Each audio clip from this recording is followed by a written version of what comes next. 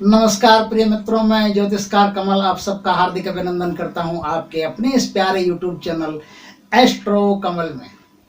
मित्रों, आज हम बात करेंगे कि ये जो माता प्रकृति है ना, ये माता प्रकृति इतनी दयालु है कि किसी भी इसके अपने बच्चे, हम सब इसके बच्चे हैं, तो हम बच्चों के साथ कभी भी कोई भी अशुभ या शुभ घटनाएं होने वाली होती है तो माता प्रकृति पहले संकेत दे देती है। ये अटल सत्य है, अकट्ट सत्य है कि प्रकृति की तरफ से हमें संकेत मिलते हैं। हम उन्हें समझें नहीं समझें ये अलग बात है, लेकिन प्रकृति अपनी तरफ से संकेत देने में कभी कंजूसी नहीं करती। प्रकृति हमेशा अपने बच्चों को शुभ के भी संकेत देती है, इसलिए कि आपके जीवन में अब बहुत अच्छा कार्य होने वाला है, बहुत शुभ कार्य होने वाला है। इसलिए आप अहंकार में अपने रास्तों को भूल मत जाना, अपनी मंजिल को भूल मत जाना। एकदम खुशी खुशी में फूल के कुप्पा होकर के कुछ ऐसे काम मत कर देना जो गलत हो जाए। किसी का अपमान कर देना, किसी के साथ अत्याचार कर देना। खुशी खुशी में आदमी बहुत कुछ कर डालता है, गम गम में भी बहुत कुछ कर डालता है। तो प्रकृति ऐसे भी संदेश देती है कि यदि किसी के जीवन में बुरा काम होने वाला हो, उसके जीवन में पतन होने वाला हो, हिंसा होने वाली हो, दुर्घटना होने वाली हो, अपमान होने वाला हो, तो भी माता प्रकृति उसको संकेत देती है कि आपके साथ इस तरह का बुरा होने की संभावना है, ध्यान रखना। बुरा हो जाए तो हिम्मत मत हारना, बुरा हो जाए तो अपने पेशेंस को खो मत देना, धैर्य को खो मत देना, क्योंकि आपका जो धैर्य है वो हर बुरे से आपको फिर भले की तरफ ले जाएगा।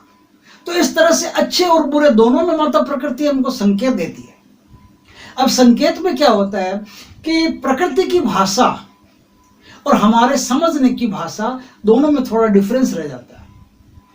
प्रकृति हमें जो चीज समझाना चाहती है वो चीज हमें आती नहीं, हम उसके बारे में जानते नहीं, इसलिए मन क्या करता है हमारा, उस चीज को सॉल्व करके, उस चीज को एकदम सरल करके हमें चित्रों की भाषा में उस दृश्य को सपनों में रात दिखा देता है।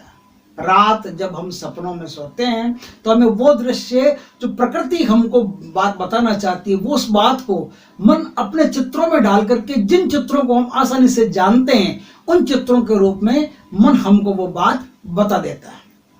आप समझते होंगे कि जैसे नक्षत्रों की हम बात करें तो सबसे पहला नक्षत्र अश्विनी नक्षत्र है। आकाश में हम जब देखते हैं तो अश्विनी नक्षत्र में, अश्विनी का अर्थ होता है घोड़ा, और आकाश में हमें कहीं भी घोड़ा कुछ दिखाई नहीं देता। लेकिन अश्विनी नक्षत्र के झुंड को जब हम देखेंगे तो उस झुंड को देखने में घोड़े से मिलती जुलती सी एक आकृति हमको दिखाई देती है, और पृथ्वी पर वैदिक ज्योतिषाचार्यों ने उसको माना है कि ये घोड़ा है।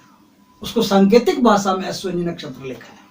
वो कोई घोड़ा नहीं है, वह कोई घोड़ा नहीं है, लेकिन सांकेतिक भाषा में उसको अश्विनी नक्षत्र लिखा है। उसी तरह से वृषभ राशि है मान लो, तो वहां कोई बैल थोड़ी है ऊपर, लेकिन वृषभ राशि को जब देखते हैं ज्योतिषाचार्य तो उसको वृषभ जैसी मिलती जुलती उससे कुछ आकृति दिखाई देती है। तो वृषभ उसको मान करके, क्योंकि ये वृषभ जो है ना, ये हमारे संज्ञान के लिए अच्छा है। हम वृषभ को जानते हैं, उसको नहीं जानते जो आकाश में है, जो अंतरिक्ष में, उसको नहीं जानते, वृषभ को जानते। तो जिस भाषा में हम जानते हैं उस भाषा में हम अपने आप से बात कर लेते हैं, हमारा मन हमको उस भाषा में समझा देता है। आज मैं आपको एक ऐसी बात बता रहा हूं कि यदि जीवन में अचानक से आपको करोड़पति बनना पड़ जाए, या आपके जीवन में प्रकृति अचानक से बहुत अधिक मात्रा में धन दे, तो आपको भी एक कॉमन संकेत दिखाई देगा। आपको भी एक ऐसा संकेत दिखाई देगा जिसके दिखाई देने से आपके जीवन में निश्चित तौर पर एक बहुत बड़ा धन, एक बहुत बड़ी अमाउंट आपकी जिंदगी में शामिल होगी।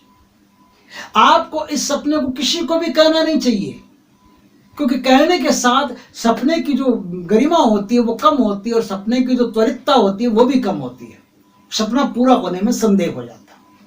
इसलिए याद रख करके जो सपना मैं आज आपको बताऊं, वो सपना आपको किसी को कहना नहीं है, क्योंकि ये सपना नहीं है। सपना हम इसलिए मानते हैं क्योंकि रात में सोते हैं और सोते समय जो दृश्य देखते हैं वो सपना है, लेकिन जरूरी नहीं कि सोते समय जो चीजें देखते हैं वो खाली सपना ही हो, वो संकेत होते हैं। अब सपने में हमको रात को ऐसी आकृति दिखाई दे कि एक कुम्हार है, अपनी चाक के ऊपर, वो जो चाक चलते हैं उसके ऊपर वो घड़े बनाता है। एक कुम्हार है जो चाक के ऊपर घड़े बनाता है। यदि यह सपना आपको आ गया तो निश्चित तौर पर करोड़ों में खेलने से आपको कोई नहीं रोक सकता।